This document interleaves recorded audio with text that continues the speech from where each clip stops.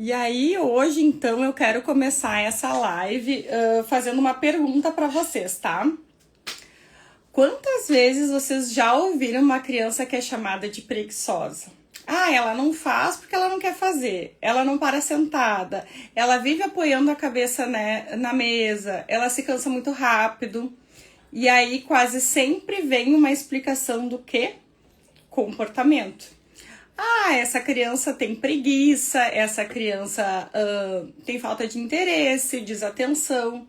Mas então hoje a minha intenção aqui nessa live é que a gente possa olhar para isso de uma forma um pouquinho mais profunda, tá? E aí hoje eu quero que a gente consiga entender o que é um tônus muscular, o que é hipotonia, por que a hipotonia aparece tão frequentemente no autismo, né? Quais são os sinais que podem passar despercebidos, como isso vai afetar o comportamento e a aprendizagem das crianças e como a gente consegue intervir de uma forma mais organizada.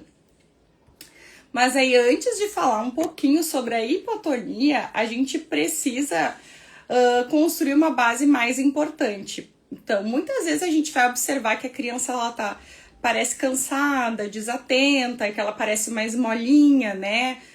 Parece que não sustenta a postura, né? Fica apoiando a cabeça o tempo todo.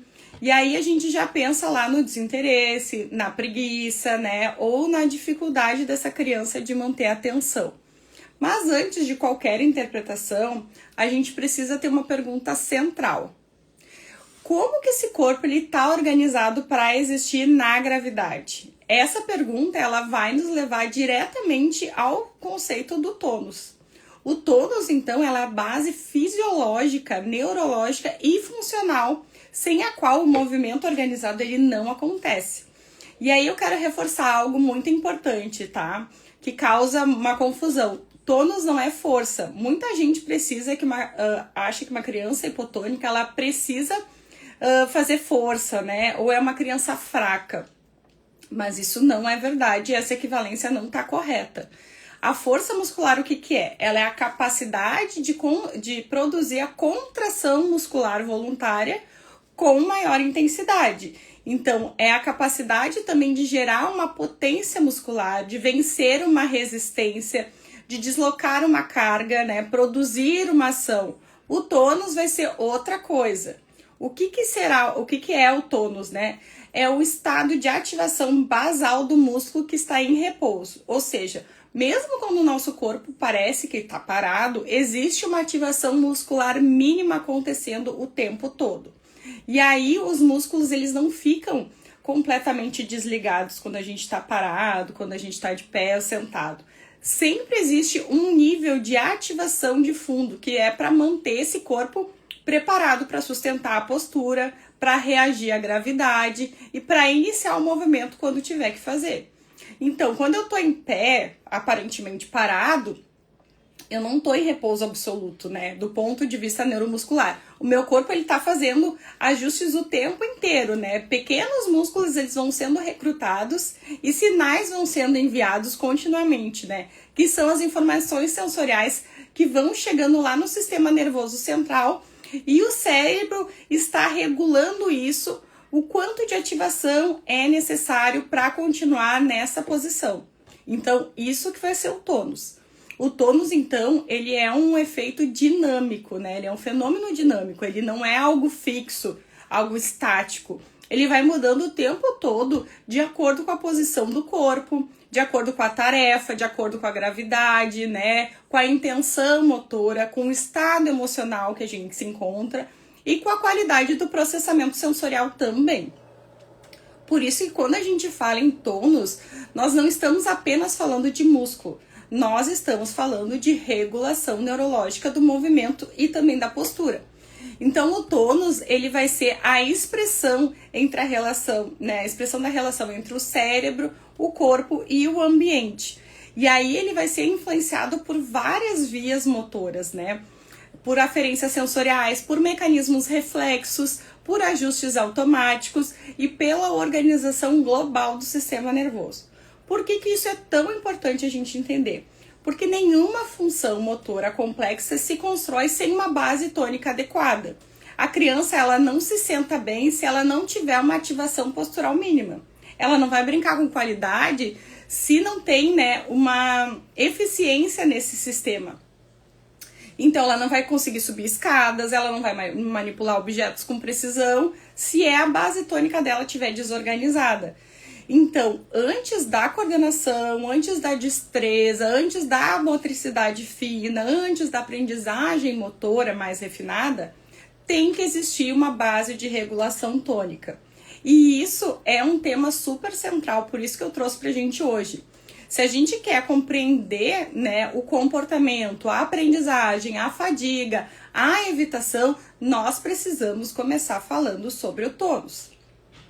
Agora eu quero aprofundar um pouquinho mais sobre esse conceito, tá? O tônus, ele tem uma função antigravitacional fundamental. O ser humano, né, nós vivemos sobre uma ação constante da gravidade. Só que nós estamos acostumados com isso e às vezes a gente esquece que sustentar o corpo contra a gravidade é uma tarefa neurofisiológica extremamente sofisticada, tá? Pra gente permanecer em pé, por exemplo, a gente precisa ajustar o centro de gravidade, mudar o peso de um lado para o outro, preparar o passo, tudo isso vai precisar de ajuste tônico. Então o tônus não é apenas aquilo que segura o corpo, né? Ele organiza o corpo para ação e ele prepara o movimento antes mesmo do movimento acontecer. Ele vai dar estabilidade, né, para que a mobilidade seja possível. E aqui entra um princípio muito importante que vocês podem repetir até na prática clínica e também na observação escolar de quem é prof, que sem a estabilidade não existe uma mobilidade eficiente. Ou seja, né, para a criança se movimentar com qualidade, ela precisa primeiro ter uma base organizada. E essa base vai depender principalmente do tônus, né? Nós podemos pensar então no tônus como uma espécie de pano de fundo da motricidade. Quando o tônus está bem regulado, o corpo ele parece responder com mais naturalidade. Quando o tônus está baixo, essa regulação tônica está ineficiente. E aí tudo parece ter um custo energético muito maior, e realmente tem. E isso é fundamental para a gente entender o que acontece com muitas crianças autistas, tá? Agora vamos falar um pouquinho de dois níveis, tá, importantes no tônus. O primeiro, que nós chamamos de tônus de base, ele é o mínimo de ativação muscular necessária para manter o corpo organizado em repouso relativo, que é o que eu já tinha explicado antes para vocês. A gente parece estar em repouso, mas microajustes o tempo todo estão ocorrendo no nosso corpo. Então, quando o tônus está baixo, nós vemos um corpo que parece mais solto, assim, mais colapsado, mais instável. A criança pode ficar escorregando na cadeira, apoiar o tronco, pode buscar um apoio externo, com frequência aquela criança que fica se encostando na parede, ou fica se encostando em todo lugar. Pode ficar com a boca aberta também durante as atividades, ela vai cansar mais rápido, né? Por quê? Porque existe uma dificuldade de manter uma ativação basal suficiente por um tempo mais prolongado. O segundo nível, que a gente fala do tônus funcional. O tônus funcional é o ajuste tônico que acontece durante o movimento, né? Quando a criança sai do repouso e entra no movimento, o corpo ele precisa modular essa ativação muscular, né? Conforme a demanda da tarefa escolhida. Se ela vai escrever, ela vai precisar de um tipo de ajuste. Se ela vai correr, vai ser outro tipo de ajuste. Se ela vai subir escadas, vai ser outro tipo de ajuste. Vamos ver aqui. Micaele, meu filho foi diagnosticado com hipotonia de tronco e hipertonia de membros nos primeiros meses de vida. Ele tem síndrome de Sotos e 2 anos e meio hoje. Então essa live vai ser pra ti, tá? Gente, eu vou tentar responder no meio, assim, se eu conseguir, tá? Não me atrapalhar muito, mas senão no final a gente pode conversar, tá? Tirar dúvidas e fazer comentários, eu vou estar aberta a isso. Se ele vai manipular um objeto que é pequeno, ele também vai precisar de refinamento diferente do que ele usaria, por exemplo, para correr, para pular ou para subir uma escada, né? Então, o tônus funcional é essa capacidade de modular o nível de ativação conforme a exigência do movimento escolhido. E isso depende de uma regulação que é muito fina. A criança ela precisa conseguir aumentar, reduzir, sustentar e ajustar o tônus conforme a necessidade, né? Então, na prática, o que isso significa para nós? Que não basta ter músculo, tá, gente? Né? Não basta ter uma articulação preservada, não basta ter a intenção de agir. É necessário que o nosso sistema nervoso organize com precisão o quanto de ativação é necessário e em qual momento, qual segmento corporal e com qual objetivo funcional. E é isso que vai transformar o movimento numa ação organizada. Quando essa modulação ela falha, surgem os excessos e as insuficiências, tá? Alguns movimentos podem ficar mais pobres, mais lentos, cansados, instáveis ou excessivamente dependente de compensações. Isso a gente tem que observar também, tá? As compensações. E aqui eu quero destacar uma coisa que eu acho que é muito importante, tá? Às vezes a criança ela vai conseguir fazer atividade, né? Ela vai conseguir sentar, ela vai conseguir correr, mas ela faz isso com muito mais esforço do que outra criança que não tem uma hipotonia, por exemplo. E esse ponto é decisivo, tá? Porque muita gente vai olhar apenas para a presença ou para a ausência de uma habilidade. Aí a gente pergunta, ela consegue sentar? Ai, consegue. Ela consegue escrever? Consegue. Ela consegue subir escada? Sim, ela consegue. Mas a pergunta clínica que a gente tem que fazer é com que qualidade essa criança está fazendo isso? Com quanto esforço essa criança está fazendo? Qual a compensação ela está fazendo? Por quanto tempo ela sustenta para fazer essa ação, né? Ela tem autonomia para isso? Tem muita fadiga no final, né? Porque uma criança ela pode conseguir executar e ainda assim ela gasta energia demais para fazer o mínimo. E isso vai mudar a nossa interpretação, tá? Aprofundando um pouquinho agora na base neurofisiológica do tônus, a gente vai ver que o tônus ele é regulado por circuitos neurais muito complexos, tá? Entre as estruturas envolvidas, o que a gente pode destacar? O tronco encefálico, o cerebelo, os núcleos da base, o córtex motor, além das vias descendentes e das aferências sensoriais periféricas, tá? O que o tronco encefálico vai fazer? Ele tem um papel muito importante na regulação postural e nos mecanismos automáticos de ajuste do corpo. Olha como ele é importante. Então, ele vai participar do estado de alerta postural, da preparação antigravitacional e das respostas automáticas, que são fundamentais para que o nosso corpo sustente a posição. O cerebelo, por exemplo, ele vai ter outro tipo de papel, mas é um papel central, tá, gente? Ele não participa apenas da coordenação do movimento, como muita gente aprende, né, de forma simplificada, né? O cerebelo, ele vai participar do quê? Da temporização, da calibração do movimento, da regulação do tônus, da precisão e da adaptação motora. Então, ele vai comparar a intenção do movimento com a execução real. E ele vai ajudar a ajustar essas respostas. Os núcleos da base, eles já vão entrar lá na seleção, na iniciação e na modulação do movimento. Além do controle do tônus de maneira indireta, tá, gente?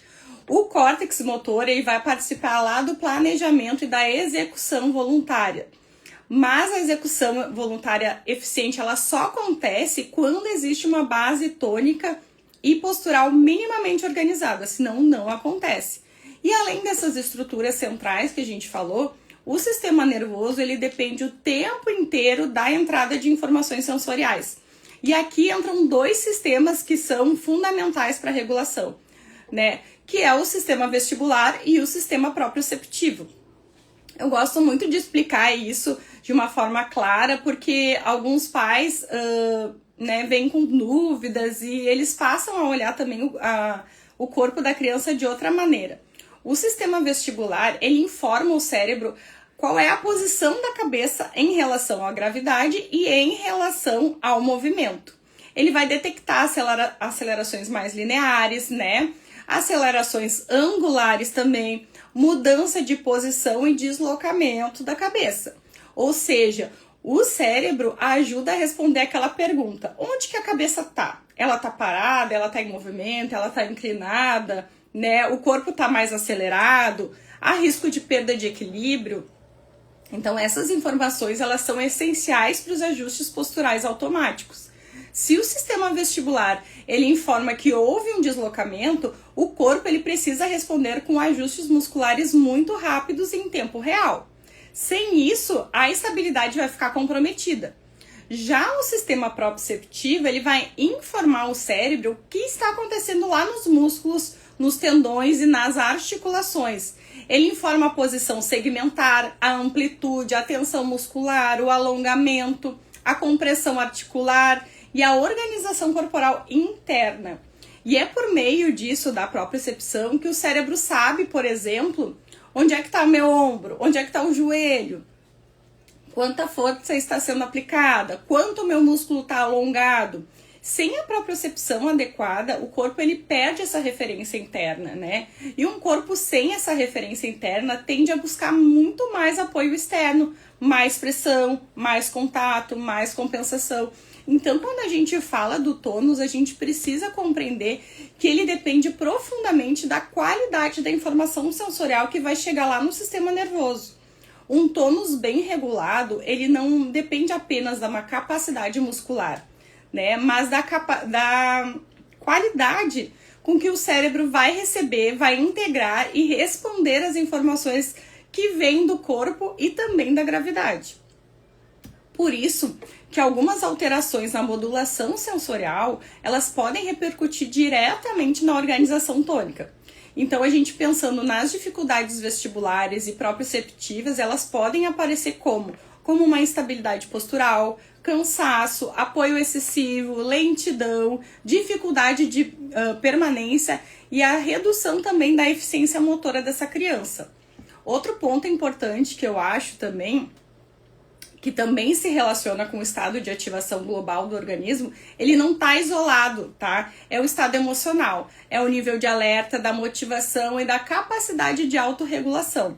Uma criança que está muito cansada, ela pode reduzir essa ativação postural. Uma criança desorganizada emocionalmente, ela pode apresentar uma pior modulação tônica. Ela pode ter, daí no caso, uma hipertonia, uma hipotonia, né? E aí a gente não deve olhar apenas o tônus apenas com um olhar mecânico, né?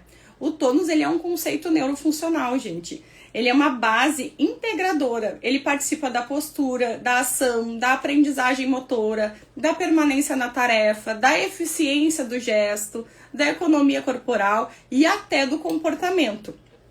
E aí quando a gente vê uma criança que ela não sustenta a postura, que ela fica se movimentando demais buscando apoio, que desaba na cadeira, que prefere ficar deitada, ela evita o esforço, cansa rápido, a gente não pode apenas olhar para uma conduta, tá? A gente precisa se perguntar o quê? Como está a organização tônica dessa criança, né? Quanto custa para esse corpo permanecer organizado nessa posição? Porque vai mudar isso completamente, como os pais vão enxergar, né? Muda como os professores vão acolher essa criança, muda como nós, terapeutas, vamos avaliar essa criança, né? E vai mudar também a nossa intervenção. E aí eu quero destacar que o tônus, ele não atua sozinho, tá? Ele tá intimamente ligado à postura. E a postura não é só a gente ficar reto, tá? A postura ela é a capacidade de organizar o corpo no espaço de forma funcional, eficiente e adaptativa. Então, uma criança que tem uma regulação tônica eficiente, ela não vai precisar gastar energia para ela parecer organizada. Esse ato já está automatizado, né? Ela vai se organizar com menor custo. Já a criança com uma regulação tônica baixa ou desorganizada, ela vai precisar compensar o tempo todo. Ela vai escorar o corpo, ela se apoia demais, se joga, fica mudando de posição constantemente, né? E ela vai usar essas estratégias de sobrevivência postural. E aí, quanto mais energia ela gasta para manter, né, essa postura, menos vai sobrar energia para quê? Para as funções mais complexas. Então, menos vai sobrar para ela brincar com qualidade, para ela prestar atenção, para ela escrever, menos vai sobrar para sustentar a aprendizagem. E esse raciocínio, ele é muito importante, porque ele começa então a unir o corpo, o comportamento e o desempenho funcional. E isso é essencial quando a gente fala do TEA, tá, gente? Outro aspecto importante também para a gente entender que o tônus, ele é um conceito de ajuste postural, tá? O corpo humano, ele não espera perder totalmente o equilíbrio ou a pessoa cair para ele começar a reagir. Ele tá o tempo inteiro fazendo microajustes e esses ajustes podem ser antecipatórios ou reativos. Os ajustes antecipatórios, eles vão acontecer antes do movimento voluntário. Se eu vou levantar o braço, por exemplo, né, o meu corpo ele precisa organizar o tronco, a cintura escapular, antes mesmo que eu faça o objeto, né? O gesto, desculpa, para que o gesto seja eficiente. E os ajustes reativos já vão acontecer quando o corpo responde a uma perturbação, né? Se eu tropeço, por exemplo, se eu deslizo ou que eu sou empurrado, né? O corpo vai reagir para que eu não caia. E esses ajustes dependem muito da regulação tônica. Então, o tônus não é só manter a gente parado. Ele é permitir que o corpo se organize antes, durante e depois do movimento, né? Ele permite a adaptação do corpo, né? Ele prepara e sustenta a ação. E quando essa base ela tá prejudicada, o que acontece com a criança? Ela vai parecer mais descoordenada, mais distraída, mais desorganizada, né? Mas muitas vezes a gente vai olhar e aí o problema primário está lá numa base tônica que é insuficiente ou ela está mal regulada.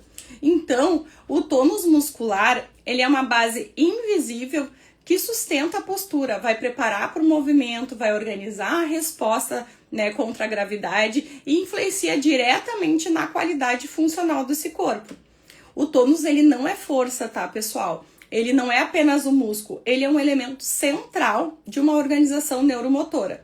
E quando essa base ela não está bem estruturada, toda essa cascata funcional pode ser afetada, né? Quando a gente consegue compreender que a base tônica é importante, nós começamos a entender também, né, e compreender a criança com mais precisão, com mais humanidade e mais intencionalidade terapêutica, que esse é o nosso objetivo para nós terapeutas, né?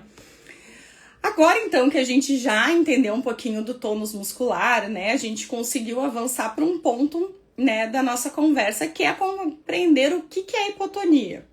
Porque muitas vezes o termo hipotonia ele vai aparecer lá nos laudos, nas avaliações clínicas, nas conversas, né, mas ele ainda gera muitas dúvidas. Vamos entender isso com bastante clareza, tá? Se vocês tiverem alguma dúvida no final, eu tô aberta às perguntas. O que significa, então, a hipotonia?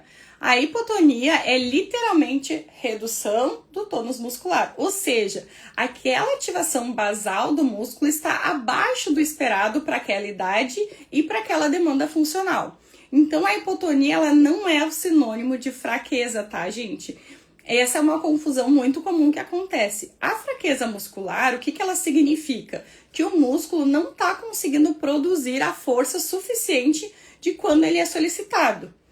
A hipotonia, por outro lado, o que ela vai ser? Ela está relacionada à regulação do tônus de base, ou seja, é a capacidade do sistema nervoso de manter uma ativação mínima constante para sustentar o corpo contra a gravidade.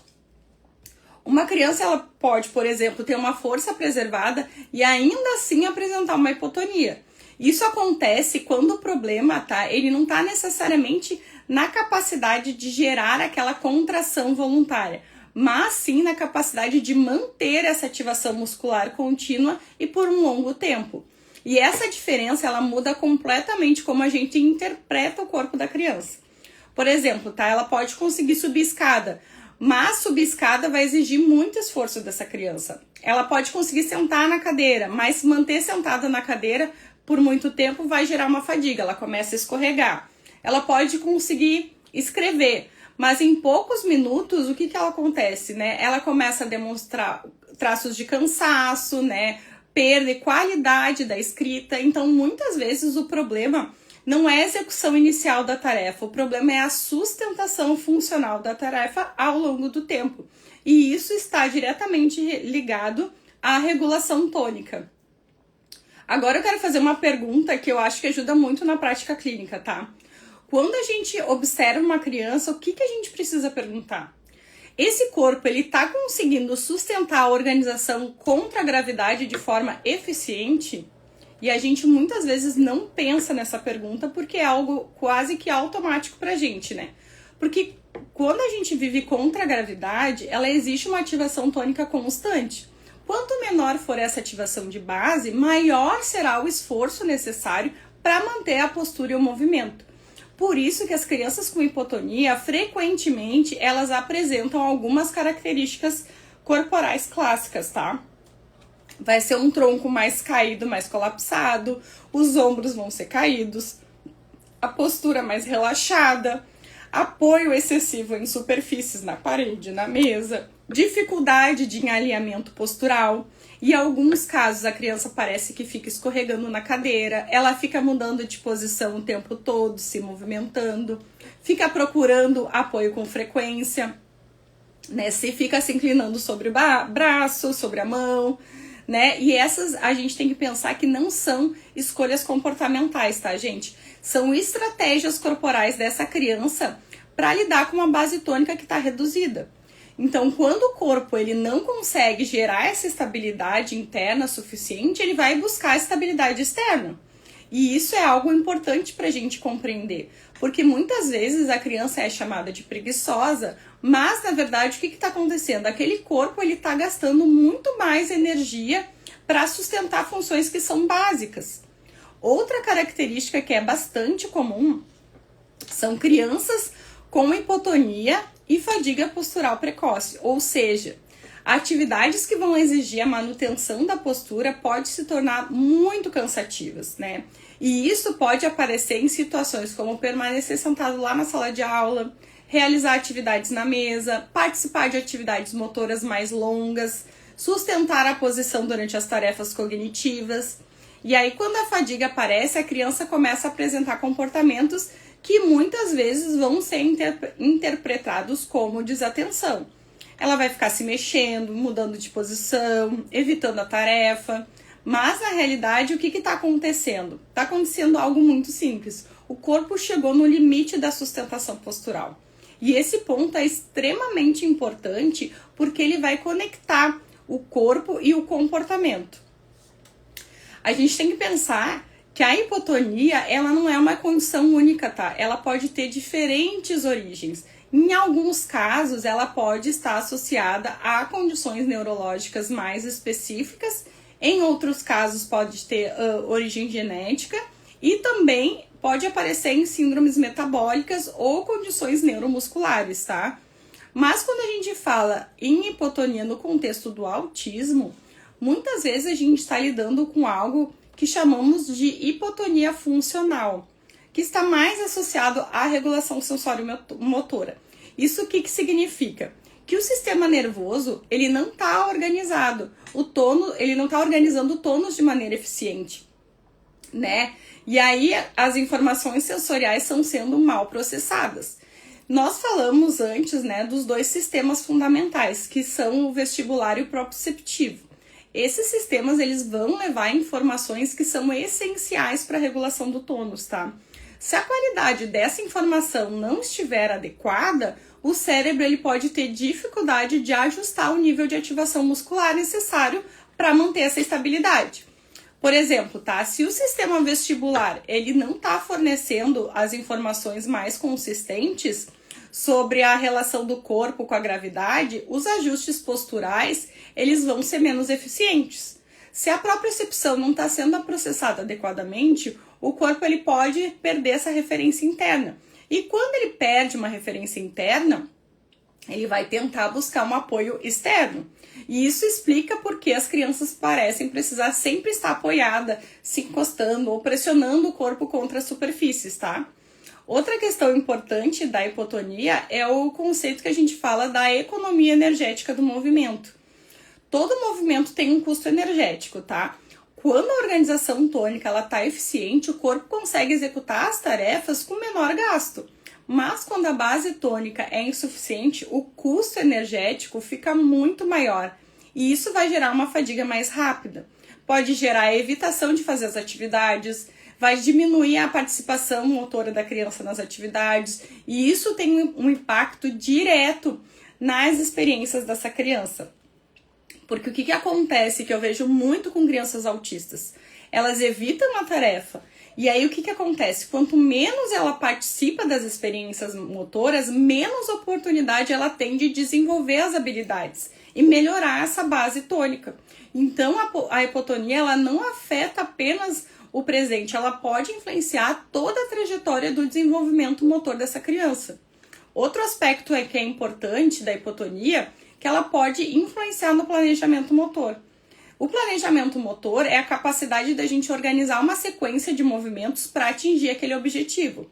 E para planejar um movimento, o cérebro precisa ter uma base corporal relativamente estável, porque quando a estabilidade é insuficiente, o cérebro precisa gastar muito mais recursos apenas para manter a postura e o corpo organizado. E isso vai reduzir a disponibilidade, né, dessa criança de planejar os movimentos mais complexos. Por isso que as crianças com hipotonia, elas apresentam mais dificuldade nas tarefas que exigem sequenciação motora, coordenação ou organização corporal mais elaborada.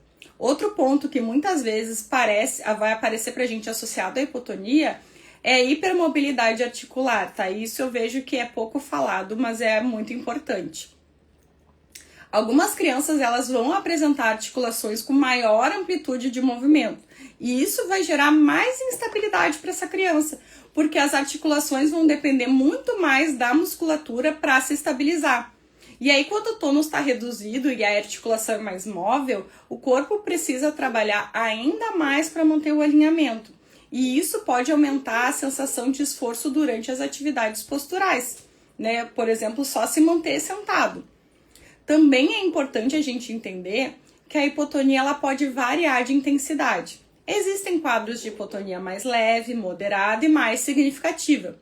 A hipotonia leve é que quanto mais frequente, né, passa mais desapercebida, porque a criança ela vai conseguir fazer muitas coisas, mas ela vai fazer com maior esforço.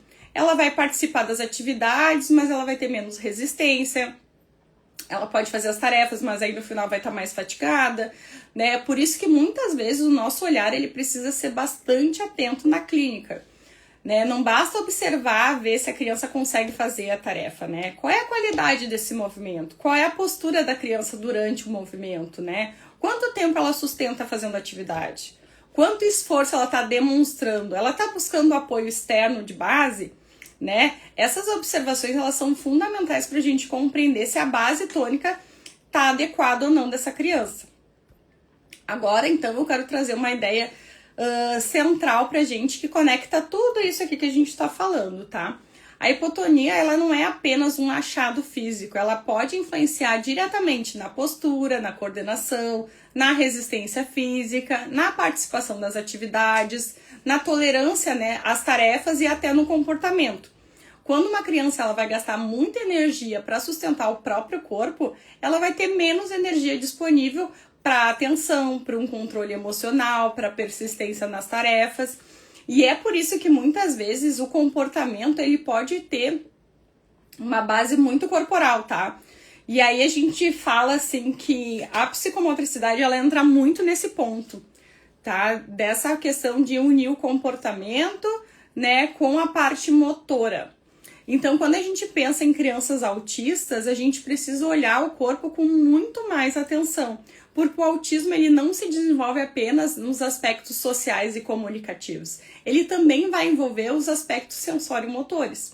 E esses aspectos eles vão influenciar profundamente a organização corporal dessa criança. Então, compreender a hipotonia é fundamental para a gente interpretar corretamente as situações que vão acontecer no dia a dia dessa criança.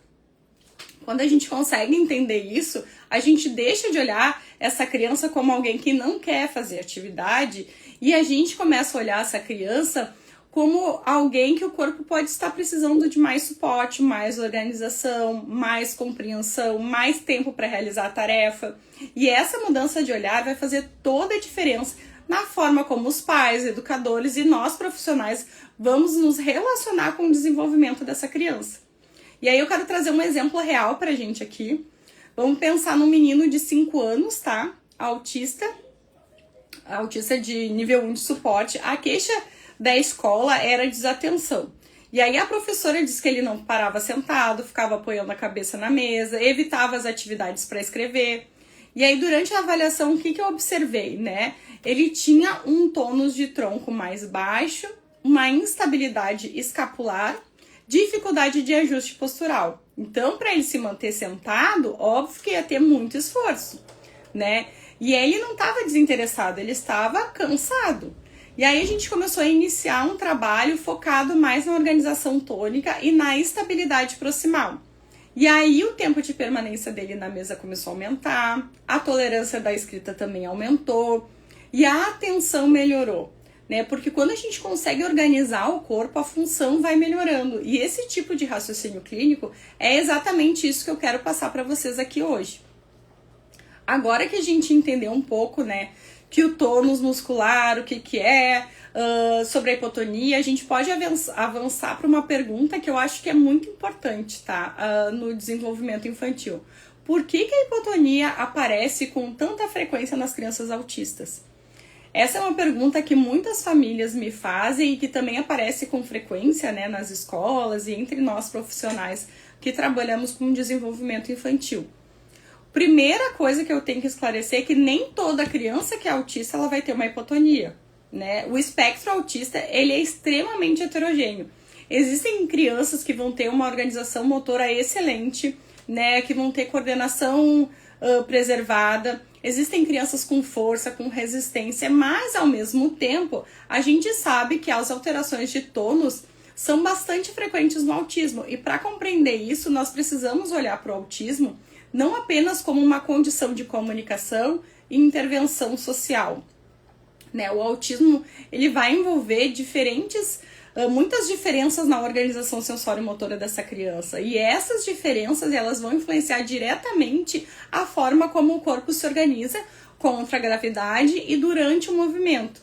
Quando a gente fala de organização sensório-motora, nós estamos falando, né, nos referindo à forma como o sistema nervoso ele vai receber, processar e integrar as informações sensoriais que vêm do corpo e que vêm do ambiente.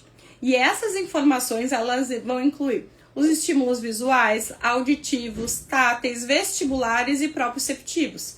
E esses sistemas têm papéis extremamente importantes na regulação do tônus, né? O sistema vestibular e o sistema proprioceptivo, a gente vai falar, começar pelo vestibular. O sistema vestibular está localizado lá no ouvido interno e ele é responsável por detectar os movimentos da cabeça, como eu disse, aceleração, orientação em relação à gravidade, e esse sistema vai informar o cérebro de forma constante se a gente está inclinado, girando, parado.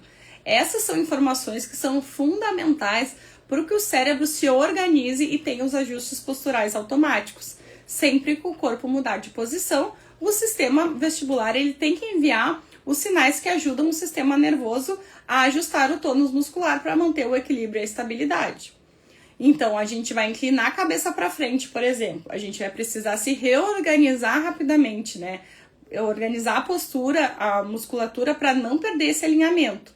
Quando a gente sobe a escada, a gente precisa ajustar o centro de gravidade. Quando a gente caminha num terreno irregular, né, ajustes vestibulares e posturais são ativados constantemente. Agora imagina se essas informações vestibulares elas não estiverem sendo processadas eficientemente. O sistema nervoso ele pode ter mais dificuldade para organizar esse tônus muscular no momento adequado, e isso vai gerar a instabilidade postural, pode gerar dificuldade de sustentação maior, né, gera maior esforço para a organização corporal. Agora a gente vai falar um pouquinho do sistema proprioceptivo. Então, a propriocepção vai informar, né, o cérebro a posição do corpo no espaço. Ele vai enviar informações sobre as articulações, a tensão muscular, alongamento, pressão articular. Graças à propriocepção, o corpo ele vai saber onde cada parte do corpo, o cérebro vai saber onde cada parte do corpo está sem precisar olhar. Por exemplo, a gente consegue tocar lá o nariz, né, com os olhos fechados, por exemplo, né, porque o sistema proprioceptivo está me informando onde é que está minha mão no espaço. E esse sistema também tem um papel fundamental na regulação do tônus, porque ele ajuda o cérebro a calibrar o nível de ativação muscular necessário para cada movimento. Quando a propriocepção ela não está bem organizada, o cérebro vai receber informações claras sobre o estado do corpo. Isso vai permitir ajustes mais precisos de força, de postura, de movimento. Mas quando a propriocepção não está sendo processada de forma eficiente, o cérebro vai ter dificuldade de regular esses ajustes. O resultado pode ser um corpo menos estável, menos organizado, com maior necessidade de compensações, e em crianças autistas nós observamos essas diferenças no processamento sensorial, né? Algumas crianças vão apresentar uma hipersensibilidade sensorial, outras uma hipossensibilidade, outras apresentam grande variabilidade na forma como elas vão processar os estímulos sensoriais, e essas diferenças sensoriais vão impactar diretamente a forma como o cérebro vai organizar o tônus muscular. Mas existe também outro elemento que é importante e que precisa ser considerado, tá? A organização dos ajustes posturais automáticos. O corpo ele vai possuir mecanismos que são automáticos e que vão ajudar a manter estabilidade durante o movimento. Esses mecanismos são chamados de ajustes posturais. E existem dois tipos principais: os ajustes antecipatórios e os reativos, como a gente já falou. Então, os ajustes antecipatórios, eles vão, por exemplo, ajudar a gente, né, a estabilizar o tronco, ajudar a gente antes de dar o passo, né, antes de manipular o objeto. E esses ajustes são realizados automaticamente em tempo real pelo nosso sistema nervoso, né? Os ajustes reativos, eles já vão acontecer quando o corpo responde a uma perturbação inesperada.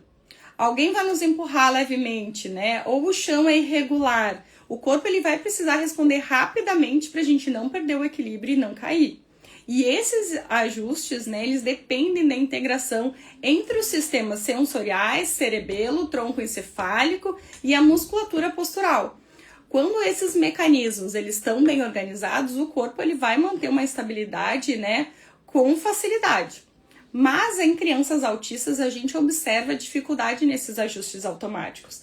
E isso significa que o corpo ele pode demorar mais tempo para responder à gravidade ou às mudanças de posição. Como consequência disso, o corpo ele pode apresentar maior instabilidade. E essa instabilidade muitas vezes vai aparecer como uma hipotonia, né? Mas aqui existe algo muito importante para a gente compreender, que em muitos casos a hipotonia observada no autismo não é apenas uma redução muscular isolada, tá? Ela pode ser o resultado dessa organização sensório-motora que não está eficiente. Então o problema não está apenas lá no músculo, o problema está na forma como o sistema nervoso está organizando essas informações sensoriais e como ele vai ajustar esse tônus muscular em resposta às informações e como essas informações estão chegando, né? Então, durante os primeiros anos de vida, o cérebro ele vai passar por um processamento intenso, né, da organização motora. Os bebês vão aprender a controlar a cabeça, depois aprendem a rolar, depois sentar, depois engatinhar, depois a gente vai ficando de pé, depois anda. Cada uma dessas etapas, ela envolve uma reorganização tônica, uma integração sensório-motora e ajustes posturais que vão sendo progressivamente mais sofisticados. Quando esse processo ele acontece de forma mais lenta ou com algumas diferenças na organização sensório-motora, isso vai repercutir lá na qualidade do tônus. E muitas crianças autistas, elas apresentam justamente esse tipo de diferença no desenvolvimento inicial. Elas podem demorar mais para adquirir determinadas habilidades. Outras, elas podem adquirir as habilidades, mas com padrões motores diferentes, tá? Outras vão poder apresentar mais instabilidade postural. E essas diferenças, elas podem contribuir para a presença de uma hipotonia. Outro ponto importante é que muitas crianças autistas apresentam menor participação nas experiências motoras variadas, né? E isso pode acontecer por vários motivos, né? Pode ser evitar algumas atividades sensoriais, né? Algumas apresentam seletividade nas brincadeiras, outras elas preferem atividades mais previsíveis ou mais repetitivas. Então, quando a criança ela participa menos das experiências motoras que são mais variadas, o sistema nervoso ele vai ter menos oportunidade de refinar os ajustes posturais e a regulação tônica.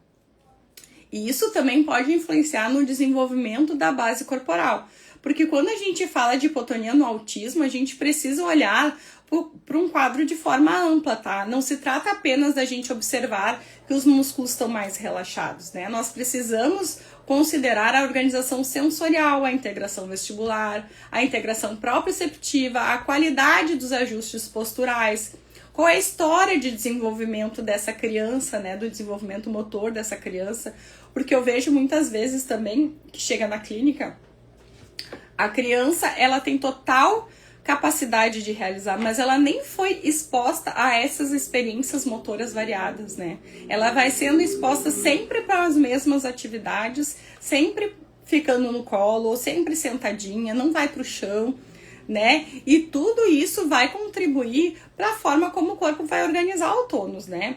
Compreender esses fatores é fundamental para a gente planejar e intervir de forma mais adequada. Porque quando a gente entende, né, que a hipotonia ela pode estar relacionada a essa organização sensório-motora, a gente percebe que a intervenção ela não vai se resumir só em fortalecer músculo, como eu vejo muito por aí, né?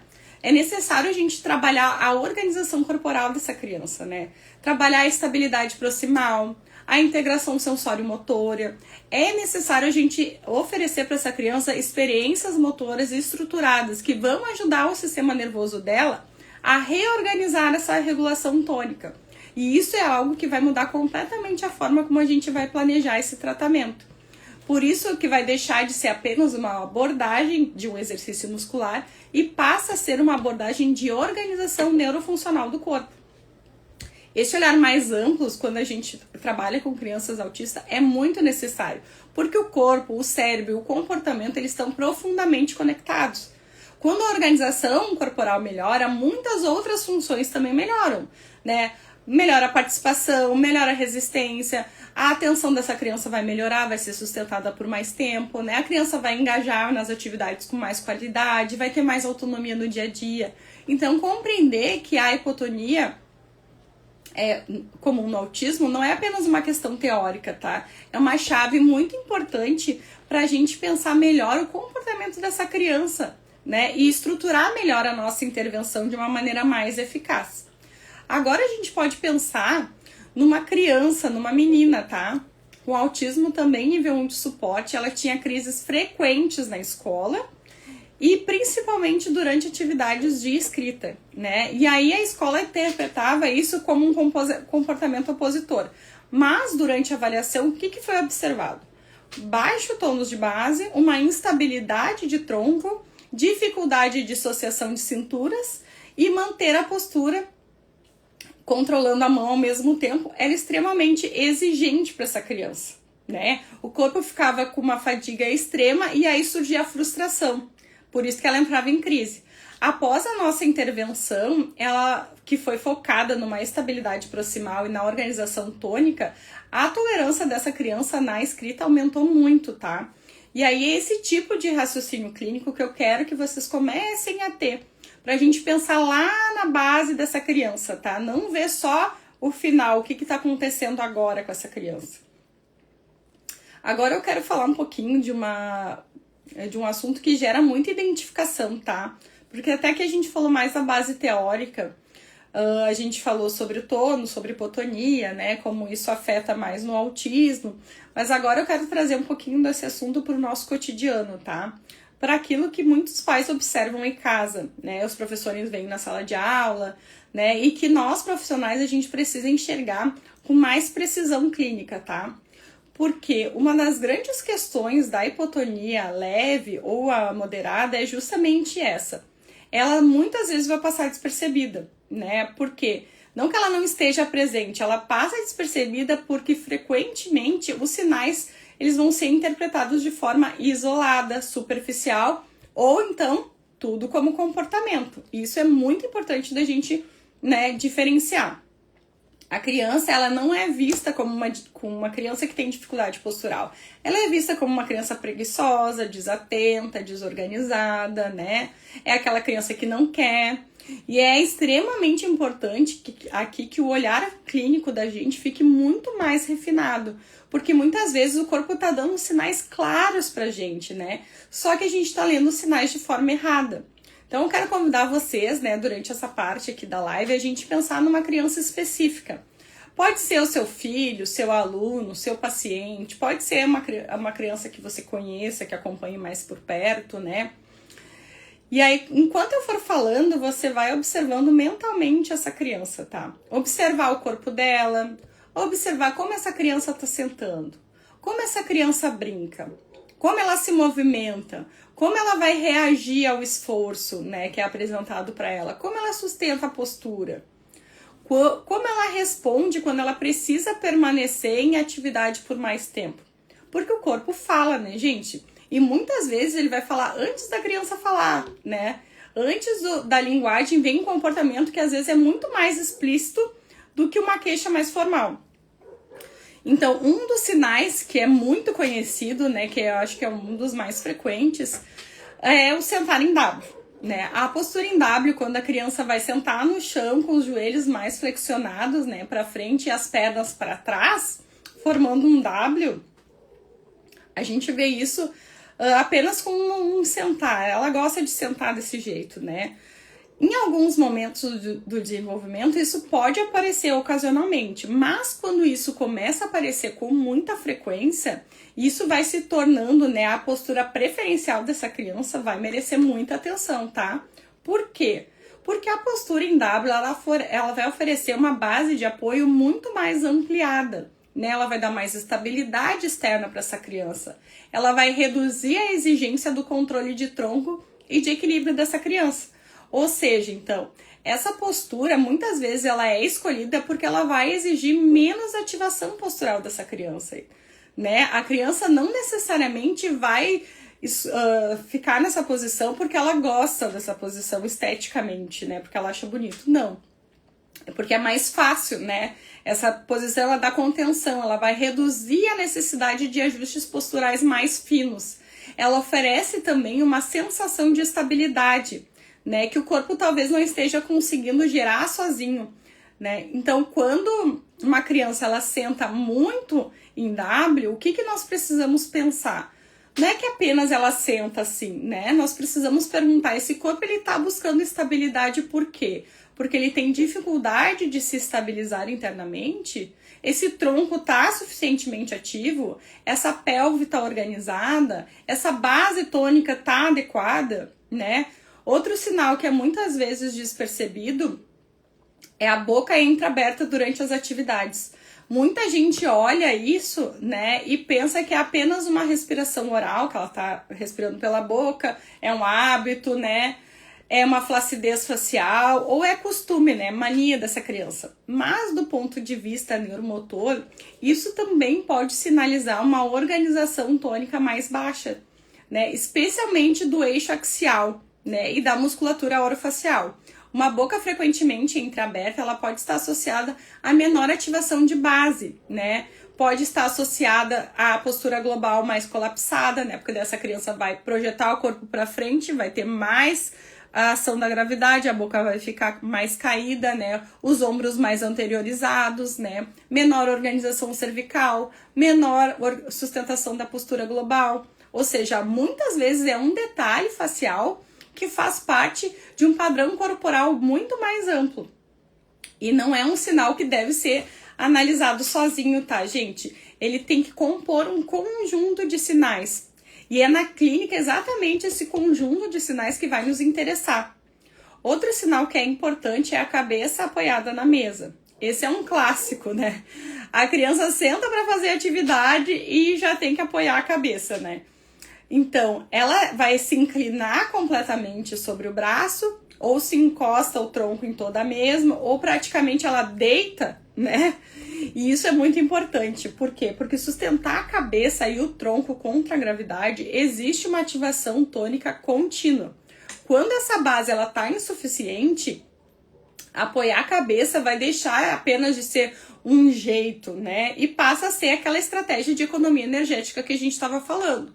Então, quando a criança vai apoiar a cabeça constantemente, o que a gente tem que pensar, né? Ir além da interpretação da desatenção. Claro que a desatenção, ela pode existir junto, tá? Mas a pergunta que a gente tem que fazer é, esse corpo, ele tá conseguindo sustentar a cabeça com qualidade durante a tarefa? Ou ele está colapsando porque o custo postural está muito alto, né? Outro sinal frequente são os ombros caídos. Às vezes os pais nos descrevem, né, que a criança é meio mole, assim, com os ombros para frente, né, ombros mais caídos. E aí, às vezes, os professores dizem que ela parece meio que desmontada, né? Então, às vezes, a gente, como profissional, vai observar essa criança como uma criança mais frouxa, com um tronco mais cedido, uma cintura escapular mais instável, ombros vão estar rodados para frente e a menor sustentação antigravitacional. O que isso nos mostra? Que a base proximal pode não estar bem organizada. E aqui entra uma ideia muito importante, tá? Quanto menor a estabilidade proximal, maior vai ser a dificuldade da mobilidade distal com qualidade. Então, se a cintura escapular ela não está estável, a mão vai trabalhar muito pior, né? Se o tronco não está sustentado, a escrita vai exigir muito mais esforço. Então, os ombros caídos, eles não são apenas um detalhe postural. Eles podem representar um custo funcional enorme. Outro sinal que merece atenção é o cansaço rápido. Esse é um dos sinais que eu acho mais importantes, tá? E ao mesmo tempo um dos que são mais mal interpretados. Porque muitas vezes a criança vai começar super bem a atividade. Ela vai participar, ela vai conseguir, mas em pouco tempo ela já começa a mudar muito de posição, perder a qualidade, ficar mais irritada, ela quer sair, né? Ela se joga ou se deita, ou simplesmente ela abandona a atividade, né? E aí o adulto vai pensar, ela não quer, ela não tá conseguindo fazer, né? E aí a gente tem que pensar que essa criança ela pode estar com uma base tônica muito baixa, até ter essa habilidade inicial para começar, ela tem, mas ela vai apresentar menor resistência postural e menor capacidade de sustentação funcional, né, dessa atividade. E isso vai significar um gasto energético muito maior para essa criança, enquanto outra criança vai conseguir fazer isso super bem com um custo muito menor, né? E quando o custo é muito alto, o corpo vai entrar em fadiga. O corpo em fadiga, ele começa a apresentar sinais que são facilmente confundidos com o comportamento. Uma criança mais irritada, que evita as tarefas, que se opõe ao que a gente pede, né? A criança fica pedindo colo, quer deitar, ela vai se desorganizar, né? E esse olhar é fundamental, tá, gente? Outro sinal importante é a evitação de correr, de pular, de participar de atividades motoras que vão ser mais exigentes. Isso também é mal interpretado como um desinteresse ou um perfil de uma criança que é muito mais tranquila. Mas em muitos casos essa criança está evitando porque o corpo dela vai perceber que isso é altamente custoso, né? E isso vai gerar uma insegurança corporal, baixa tolerância e fadiga, né? Às vezes até essa criança ela quer participar da atividade, mas ela entra na atividade e sai muito rápido, né? Ela vai observar mais a atividade do que participar, né? Às vezes ela vai preferir mais brincadeiras estáticas, né? Porque ela vai saber que essa demanda vai ser menor para ela, né? Porque quanto menos a criança participa, como eu já falei, das experiências motoras, menos oportunidade ela tem de fortalecer a sua organização funcional. Então a evitação motora ela vai virar um ciclo, né? A criança vai evitar porque é difícil, e aí ela evita e desenvolve menos repertório, e como desenvolve menos repertório, a dificuldade vai se mantendo, né? Então outro sinal que é muito presente é a preferência por deitar, por se jogar, por buscar superfícies de apoio, né? Porque eu sempre gosto de reforçar uma ideia que é quando o corpo ele não consegue gerar estabilidade interna que seja suficiente, ele vai buscar uma estabilidade externa, né? Essa frase ela resume muita coisa, tá? A criança se joga no sofá, se deita no chão, escorrega na cadeira, fica encostada na parede, né? Não necessariamente vai ser uma escolha aleatória, né, dessa criança, mas é uma estratégia de organização corporal. O apoio externo ele ajuda o corpo a reduzir essa exigência muscular e diminui o custo energético, né? Então ela vai ajudar a conter os segmentos, ajuda a dar mais referência e a economizar energia. Então a gente não pode enxergar isso como uma coisa tão ruim, né? Às vezes é a resposta do corpo que não está conseguindo se sustentar com eficiência. Isso também aparece muito na sala de aula, né? A criança fica de lado, fica se mexendo na cadeira, fica se encostando na parede, né? Então o professor fica dizendo, essa criança não para quieta, né? Em muitos casos, ela não está conseguindo encontrar uma posição corporal que seja viável para ela por mais tempo, né? E aí na escola vai ser pior, porque além da posição da postura, ela tem que escrever. Então são movimentos muito mais complexos, né?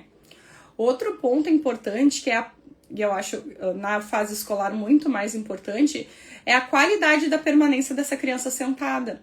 Muitas crianças sentam, mas a nossa pergunta é, como que ela senta? Quanto tempo ela fica sentada? Né? Qual a variação postural que aparece rapidamente nessa criança? Ela senta com alinhamento ou mais caída? Ela consegue usar as mãos com liberdade enquanto ela senta ou ela precisa de usar todo o corpo para escrever? Né? Essas perguntas, elas são muito mais ricas do que simplesmente a gente consegue registrar a criança fica sentada, né? Porque o corpo sentado, ele pode estar sentado, mas sem uma base funcional, isso vai repercutir diretamente em toda a atividade que essa criança vai fazer, né? Tanto na clínica, na escola, a gente precisa observar os sinais mais sutis. Por exemplo, a criança fica escorando muito tempo o corpo nos móveis, procura deitar nos momentos de transição, demora para se recuperar após um esforço, perde a qualidade motora rapidamente, fica mais irritada, né? Depois das demandas posturais mais prolongadas, né? Isso vai apresentar uma queda no desempenho ao longo do tempo, né? A criança começa bem a atividade, mas no final ela já está irritada, já está cansada e não quer mais. Esses sinais, quando eles vão aparecendo em conjunto, eles compõem um padrão muito sugestivo de dificuldade de sustentação tônica, tá? E de resistência postural. E aqui eu quero reforçar algo muito importante para vocês, que nenhum sinal isolado fecha uma compreensão total. O que importa é o padrão, é o conjunto e a recorrência, tá? A frequência com que isso vai aparecer, o contexto com que isso acontece, né? A qualidade dessa criança no dia a dia. Porque uma criança, ela pode até sentar em W, não tem problema, ocasionalmente, né? Sem que isso vá dar um problema maior. Uma criança, ela pode apoiar a cabeça de vez em quando, né? Ela pode querer deitar em algum momento mais específico. Isso não vai ter um valor clínico isolado. Mas quando esses sinais começam a repetir, começam a aparecer juntos e se acompanham também de uma fadiga muito mais rápida, uma instabilidade postural, a evitação motora, né? Dificuldade de permanência, aí sim a gente precisa olhar com mais profundidade.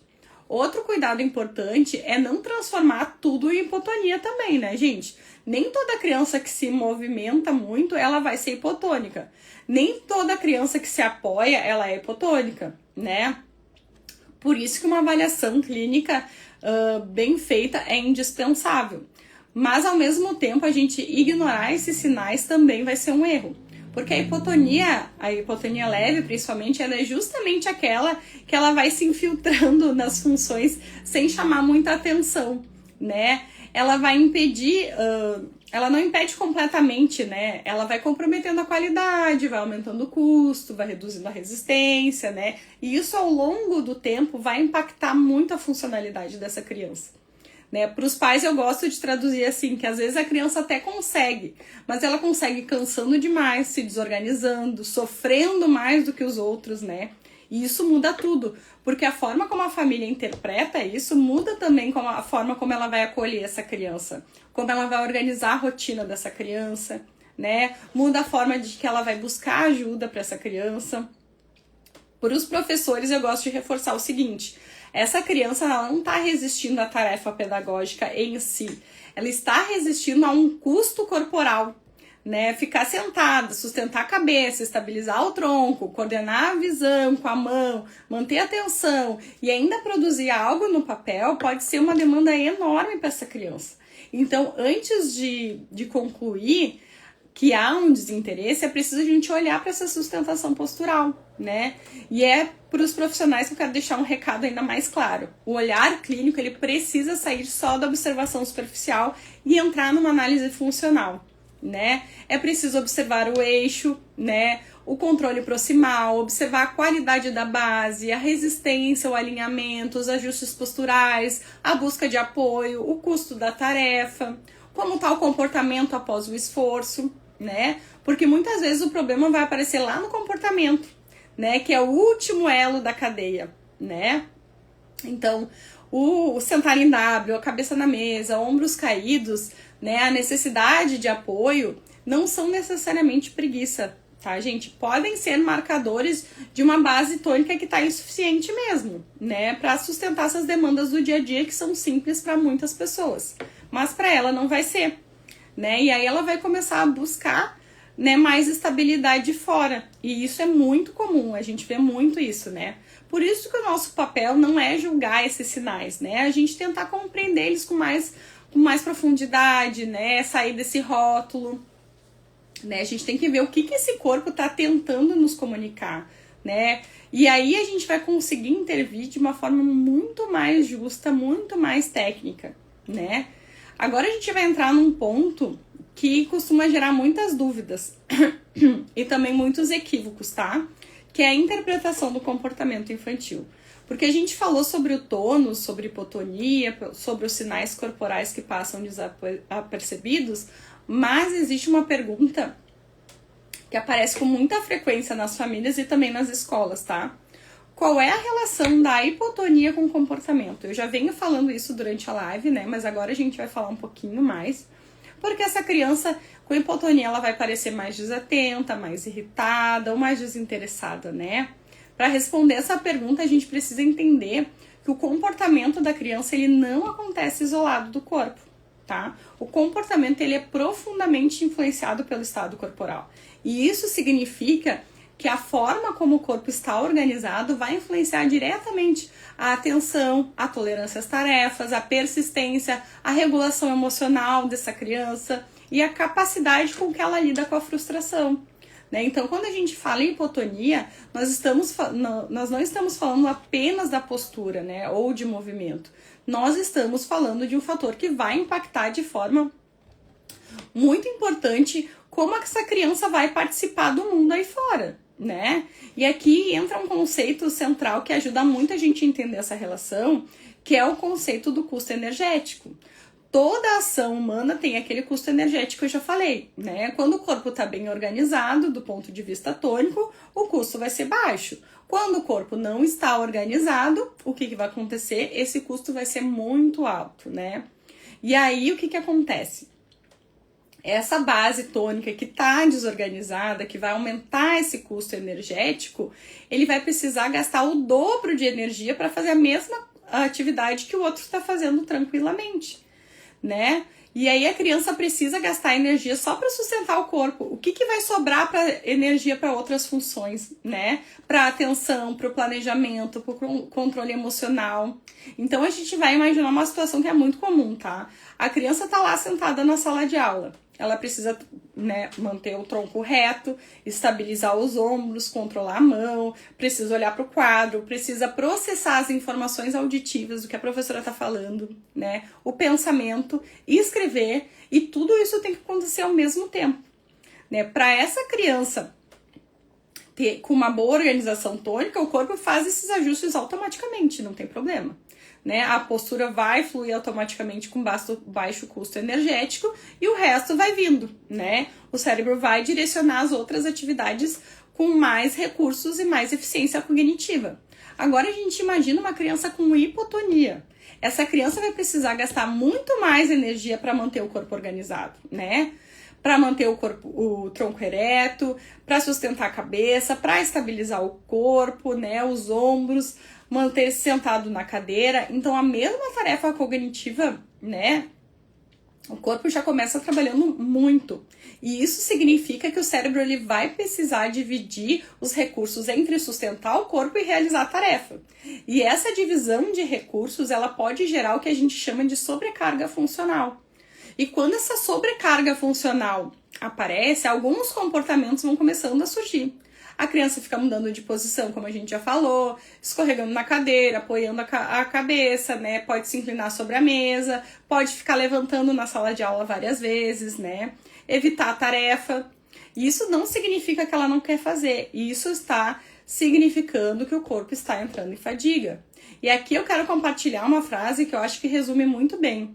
Um corpo fatigado desorganiza a emoção da criança. Quando o corpo entra em fadiga, desorganiza a tolerância, né? Essa tolerância vai diminuir, a paciência diminui, a capacidade de persistir na atividade vai diminuir, a criança vai ficar mais irritada, pode ficar mais agitada, mais desorganizada.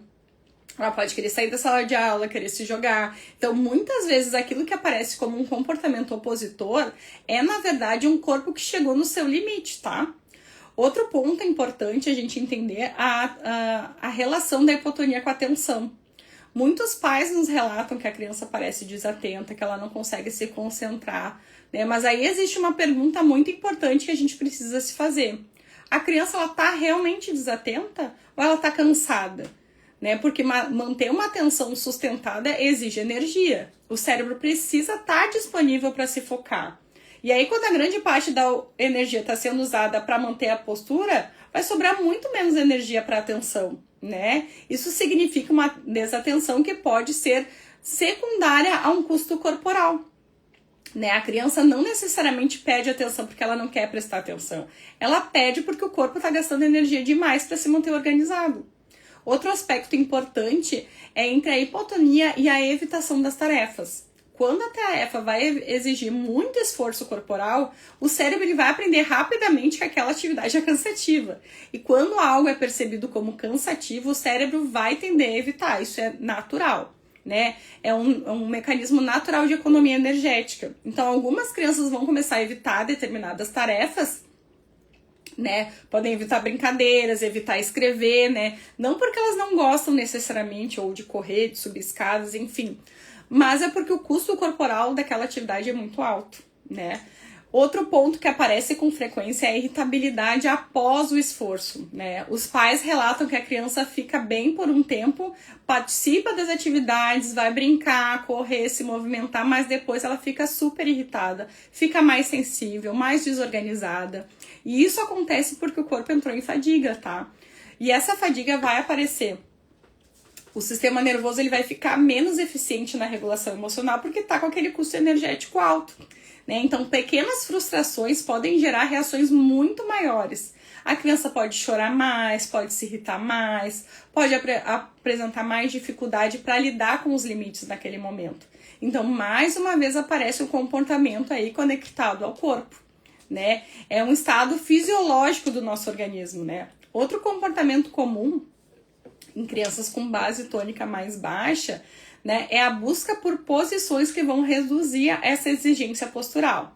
A criança pode querer ficar deitada no sofá, ficar no chão, né, querer se jogar, não querer, pode querer ficar escorado o tempo todo, querer colo, né? Então, essas posições elas vão reduzir a necessidade da ativação muscular contra a gravidade. Então, vai diminuir o custo energético. Isso não significa, né, necessariamente regressão ou um comportamento inadequado, né? Às vezes é a economia de energia mesmo e o corpo tentando se reorganizar. Outro comportamento é a criança que fica mudando de posição, se balançando, se movimentando o tempo todo, né? Alguns casos pode ser a tentativa do corpo tentar encontrar uma posição mais confortável ou mais estável, tá? O corpo está tentando ajustar essa postura continuamente. Então é importante, né, que os pais, os educadores e nós profissionais, a gente aprenda a diferenciar esse comportamento primário do comportamento secundário. Né? O comportamento primário é aquele que surge diretamente de aspectos emocionais, sociais ou de aprendizagem. Já o comportamento secundário é aquele que surge como consequência dos fatores corporais, né? Dos fatores corporais, sensoriais. Então, quando uma criança se irrita porque ela está frustrada socialmente, isso é um comportamento primário. Mas ela se irrita porque ela está cansada, porque ela fez muito esforço, e aí vai ser um comportamento secundário. E essa diferença muda a forma como a gente enxerga, né? E como a gente vai acolher essa criança. Se a gente interpreta tudo como um comportamento voluntário, a tendência é a gente aumentar a cobrança sobre essa criança, a correção, a punição, né? Mas se a gente entender que existe uma base corporal envolvida, a intervenção, ela precisa ser considerada para esse corpo, né? A gente precisa considerar que essa criança tem que fazer mais lento a atividade, tem que pausar durante a atividade, né? Então, essa mudança de olhar é extremamente importante, porque ela vai permitir que essa criança, ela vai ser mais compreendida, né, de forma mais justa e mais adequada às necessidades dela, né? Então, a primeira ideia que eu quero mandar aqui para vocês é que manter postura exige energia. A segunda ideia, hipotonia aumenta o custo energético das tarefas, tá? A terceira, o corpo entra em fadiga, o comportamento provavelmente vai se desorganizar. Então, muitas vezes, aquilo que vai parecer uma desatenção, preguiça, falta de interesse, essa criança está tendo uma exigência corporal muito alta, né? E a gente precisa começar a olhar o corpo dessa forma, para a gente conseguir interpretar melhor o comportamento das crianças com mais empatia e com mais precisão, tá? Agora eu quero falar um pouquinho, né, principalmente para os pais e para os professores, mas para todo mundo que está na live, tá? A criança, ela pode começar a apresentar uma dificuldade lá na escrita, cansar rápido nas atividades que ela tem que fazer na mesa, perder a qualidade ao longo da atividade, né? Muitas vezes o primeiro pensamento é a criança tem puramente uma dificuldade na aprendizagem, né, na aprendizagem cognitiva. Mas muitas pessoas não vão perceber que a aprendizagem escolar, ela depende profundamente da organização corporal, como a gente já falou em toda essa live aqui hoje, né? Tem que existir uma base motora boa, uma base postural organizada, uma organização espacial, a coordenação visomotora, uma regulação tônica, né? Essas bases, elas têm que estar bem organizadas, porque senão a aprendizagem vai se tornar muito mais difícil. Então, para a gente entender essa relação de hipotonia e aprendizagem, a gente precisa olhar para um princípio bem importante, tá, da neurofisiologia do movimento, que é estabilidade proximal gera uma mobilidade distal. Isso significa o quê? Que para as partes mais distais do corpo, que para que elas funcionem com mais precisão, mãos e dedos, as partes mais proximais, como o tronco, cintura escapular, né, eles precisam estar mais estáveis e organizados, né? Senão não vai ter uma escrita boa, a criança não vai ter uma base muito boa para aprendizagem escolar, né? Então, a gente vai voltar falando de que o cérebro vai estar gastando muito mais energia para manter a estabilidade proximal, que é tronco, cintura escapular, e aí a gente não vai conseguir manter uma escrita, né, efetiva, ou a criança vai cansar mais, né? Então a gente sabe que para essa criança poder escrever, ela precisa de uma base corporal muito forte, manter o tronco, sustentar a cabeça, né, organizar o braço, o punho, movimentar os dedos com precisão, coordenar a visão, né, regular a força que ela vai colocar no lápis, né, o espaço da folha, manter a atenção. Percebem como isso é uma tarefa super complexa? A gente acha que é uma coisa fácil, né? Então, imagine uma criança com uma base tônica reduzida, né? Essa criança vai gastar muito mais energia só para sustentar o tronco e a cabeça, por exemplo, né? E aí, a gente tem que pensar que essa divisão desses recursos vão causar muitos efeitos, né? A escrita pode ficar lenta, o traço pode ficar mais fraco, né? Pode começar bem com aquela letra boa, começa com uma letra bem pequenininha, termina com uma letra pequenininha. Pode evitar essas tarefas de escrita, né? Então, a gente chama isso de fadiga funcional. Outro ponto que eu acho importante a gente falar que é da coordenação óculo-manual, né? Que é a capacidade da gente de integrar a informação visual com o movimento das mãos. Isso é super importante na aprendizagem, tá? Isso depende da própria percepção, da organização espacial, da estabilidade postural, né? Então, essa criança, ela não vai conseguir manter um corpo relativamente estável, o sistema visual dela também vai perder essa referência, né? Porque os olhos e a cabeça, eles precisam estar estáveis para organizar esse campo visual. Se a cabeça fica caindo, o tronco colapsado, a criança vai mudar de posição, o cérebro precisa se reorganizar constantemente, né, o seu referencial espacial. E isso vai aumentar mais o custo da tarefa, né? E aí o que pode acontecer? Ele pode, aquele que começa escrevendo e vai caindo na linha, pode inverter as letras, né? Pode desorganizar o espaço da folha, né? Tudo isso vai aparecer quando a base corporal não está suficientemente organizada. Outro ponto que eu acho que muitas vezes passa desapercebido É a hipotonia e a memória de trabalho, tá? A memória de trabalho é aquela memória que é a capacidade de manter as informações ativas na mente enquanto a gente executa a tarefa. Por exemplo, a criança precisa ouvir uma instrução e depois tem que fazer. A criança precisa copiar uma frase do quadro, né? Ou precisa resolver um problema matemático. A memória de trabalho, ela depende desses recursos cognitivos que vão estar disponíveis. Se o cérebro está lá gastando recurso para controlar o corpo, quanto de recurso vai sobrar para essa criança, né, sustentar essas operações cognitivas, né? E isso significa que a dificuldade não está apenas na compreensão da tarefa, né, mas na capacidade de manter essa informação ativa durante a execução da ação. Então, em alguns casos, a criança vai entender o que precisa fazer, mas ela se perde na sequência, se distrai, esquece o que estava fazendo, né? Porque ela está com um custo energético muito maior para fazer outras coisas, né? Outro aspecto importante também é a resistência escolar. Algumas crianças, elas vão chegar super bem na escola, mas ao longo do período escolar, elas começam a demonstrar cansaço, irritação, dificuldade de permanência. Isso pode acontecer porque a escola exige muitas atividades que a criança fique sentada aí na mesa, né? Existe uma postura prolongada. Exige atenção, escrita, permanência, né? E isso pode representar uma demanda corporal muito grande para essa criança que não está com uma base muito bem estruturada, né? Por isso, alguns pais relatam que a criança chega em casa extremamente cansada, ou irritada, ou mais sensível, querendo apenas deitar, né? E isso pode ser o reflexo lá daquele esforço corporal que foi muito intenso para essa criança, né? Algumas crianças também podem ser consideradas muito lentas, elas vão demorar muito para terminar as atividades, né, da escola, ou demora muito tempo para copiar, parece mais devagar que os outros colegas.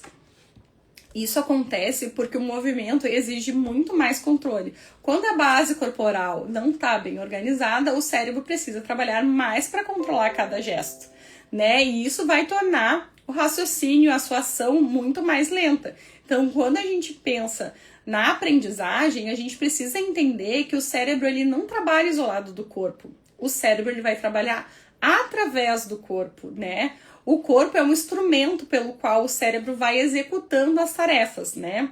Se o instrumento está sobrecarregado, o desempenho também vai ser afetado, né? Isso não significa que a criança a criança tem dificuldade de aprender, tá? Ela vai ter essa capacidade, né? Mas o caminho da aprendizagem ele pode estar sendo dificultado por uma base corporal que está insuficientemente organizada. E isso muda muito a forma como a gente deve olhar para essa criança, né?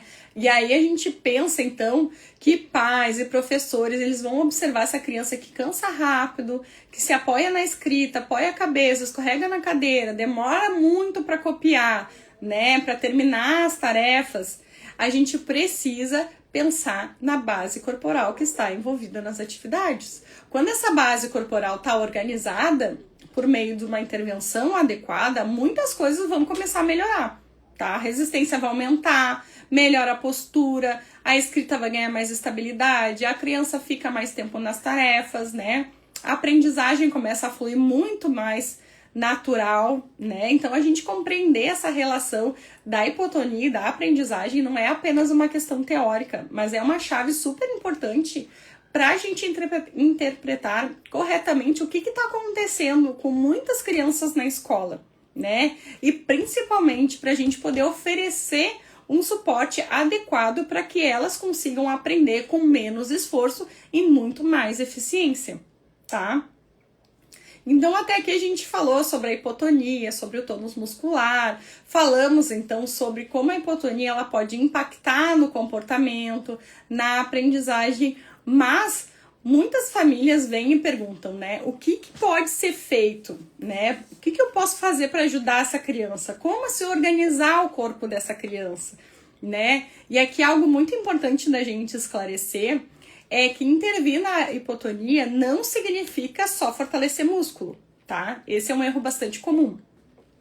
Quando a gente fala de hipotonia, e principalmente quando está associado ao autismo, muitas vezes a gente está falando de algo muito mais amplo. a gente está falando de uma organização neuromotora do corpo, a gente está falando de ajudar o sistema nervoso a melhorar a regulação do tônus, a postura, o movimento, a integração sensório-motora. Então, a intervenção, ela precisa considerar o corpo como um sistema integrado. Ela precisa trabalhar 3 grandes pilares: organização tônica, estabilidade proximal e integração sensório-motora, né? Agora eu vou falar um pouquinho de cada um desses, tá? A organização tônica de base, o primeiro objetivo da intervenção é ajudar o corpo a desenvolver essa base tônica mais eficiente, tá? Pra gente favorecer essa ativação muscular mais organizada contra a gravidade. Então, o corpo ele precisa aprender a sustentar essa postura com menos esforço, com mais estabilidade. Para isso, a intervenção geralmente vai envolver atividades que vão estimular mais a musculatura postural, promovem a consciência corporal. E aí, o que essas atividades podem fazer? Movimentos de empurrar, de puxar, de sustentação de peso corporal, atividades que vão ajustar, né, que vão exigir ajustes posturais, brincadeiras que vão envolver deslocamento do corpo. Todas essas experiências vão ajudar o sistema nervoso a receber mais informações proprioceptivas. E é exatamente a propriocepção que é importante para essa regulação do tônus. Quando a criança está empurrando, puxando ou sustentando, né, os receptores musculares e articulares, eles vão enviar informações lá para o cérebro. E essas informações vão ajudar o cérebro a calibrar melhor a ativação muscular. Por isso que as intervenções psicomotoras incluem atividades que vão ter pressão, resistência, organização corporal, né? Não se trata apenas de um exercício mecânico, né? Mas sim de experiências motoras que vão ajudar esse sistema nervoso a organizar melhor o corpo, né? O segundo pilar é a intervenção da estabilidade proximal, né? A gente falou que sem estabilidade proximal não tem mobilidade distal. E isso significa que o tronco, a pelve, a cintura escapular, elas precisam estar relativamente estáveis para que os movimentos das mãos e dos pés eles sejam mais estáveis nas extremidades para não compensar. E isso pode prejudicar a qualidade do movimento, tá? Por isso que muitas intervenções focam em fortalecer e organizar a musculatura do tronco e das cinturas, tá? Algumas atividades muito utilizadas incluem brincadeiras de 4 apoios, equilíbrio sobre superfícies instáveis, movimentos de rolar, de subir, descer de estruturas, atividades na bola terapêutica ou bola suíça, né? Circuitos motores, né? Essas experiências, elas vão exigir que o corpo comece a organizar o eixo central. O tronco vai precisar se estabilizar, a pelve precisa se ajustar, a cintura escapular precisa sustentar o peso, né? Tudo isso vai fortalecendo a base corporal dessa criança, né? E quando a base está mais estruturada, né? Muitas outras funções vão melhorar junto, né? A postura sentada melhora, a resistência às atividades. Outro pilar, então, o terceiro, que é a integração sensório-motora, que a gente falou anteriormente do papel do sistema vestibular e proprioceptivo na regulação do tônus. Muitas dessas intervenções psicomotoras vão incluir experiências que vão estimular esses sistemas de forma organizada. Por exemplo, balanços, movimentos de rotação, atividades de equilíbrio, brincadeira de subir e descer, circuitos motores variados, deslocamentos corporais. Essas experiências elas vão ajudar o sistema nervoso a integrar melhor as informações sensoriais e ajustes do tônus, tá? De forma mais eficiente. Mas aqui um ponto mais importante que eu quero falar para vocês, que essas atividades elas precisam ser estruturadas e de forma progressiva. Não basta a gente apenas oferecer estímulo, é necessário a gente observar como é que essa criança está respondendo ao estímulo, né? É necessário ajustar a intensidade, é necessário organizar uma sequência adequada para cada criança, respeitar o ritmo dessa criança, né? E aí a gente tem que pensar também na progressão, né? O desenvolvimento motor, ele acontece por etapas. Primeiro o corpo vai aprender a organizar a estabilidade, depois ele aprende a sustentar essa estabilidade, depois ele aprende a mobilizar com qualidade, né? Depois ele aprende a coordenar movimentos mais complexos. Então, a nossa intervenção, ela precisa respeitar essa lógica. Não adianta eu chegar lá no primeiro dia da sessão e já querer que essa criança faça movimentos refinados e mais complexos se a base corporal dela não está organizada, né? Por isso que muitas vezes a gente começa com trabalhos de atividades mais amplas e mais globais, que vão envolver o corpo inteiro, que vão estimular o eixo corporal, né, que vão organizar a postura, para depois, gradualmente, a gente vai avançando para tarefas mais específicas, né, de coordenação manual, coordenação visomotora, organização espacial, escrita, sequenciação motora, tudo isso vai acontecendo em progressão, tá, gente? Outro assunto muito importante é a variabilidade motora, né? O cérebro vai aprender através de experiências. Quanto mais experiências motoras variadas a criança tiver, mais oportunidades o cérebro terá de refinar esses ajustes tônicos e posturais. Isso significa que brincar é extremamente importante. Então, sim, a gente brinca na psicomotricidade, tá? Correr, pular, subir, rolar, se equilibrar, escalar. Essas experiências, elas enriquecem o repertório motor da criança e vão ajudar no sistema nervoso para ele desenvolver estratégias mais eficientes de organização corporal. Mas aqui eu quero destacar uma coisa que eu acho que é fundamental, tá? Antes da gente pensar nessa intervenção, a gente tem que avaliar bem essa criança, tá? Porque cada criança vai apresentar um perfil corporal diferente. Cada criança vai ter uma dificuldade, né, de estabilidade de tronco, outra vão ter dificuldade de integração sensório-motora, né? Então, assim, cada criança é única e a intervenção, ela precisa ser direcionada. Se a gente não avalia bem, essa intervenção, ela fica genérica, tá? Porque trabalhar o corpo da criança tem que ter sempre intenção. Não é apenas a gente colocar a criança para brincar, né? É saber o que está sendo trabalhado naquela atividade ou naquela brincadeira, né? É saber o que está sendo estimulado, né? Quando a intervenção é estruturada dessa forma, os resultados vão ser muito mais consistentes. Então, quando a gente pensa numa intervenção na hipotonia, no autismo, a gente precisa lembrar desses princípios fundamentais que eu falei, né? A intervenção não é apenas muscular, ela é neuromotora. Ela envolve uma organização tônica, né? Uma estabilidade proximal, ela envolve progressão, envolve experiência motora variada e, principalmente, ela precisa ser guiada por avaliação e planejamento. Porque quando a gente consegue organizar melhor, muitas outras funções vão começar a melhorar junto com isso. Tá? Então, a gente tá chegando agora no final da live, eu acho que eu me passei um pouquinho hoje, falei demais. E aí eu quero falar que eu tô muito agradecida por vocês estarem comigo aqui até o final, né? Falando de desenvolvimento infantil, muitas coisas parecem complexas, cheias de termos técnicos, conceitos neurológicos e tal, mas no fundo, tá, gente, isso tudo existe pra gente responder uma pergunta simples. O que o corpo dessa criança tá tentando nos mostrar, né?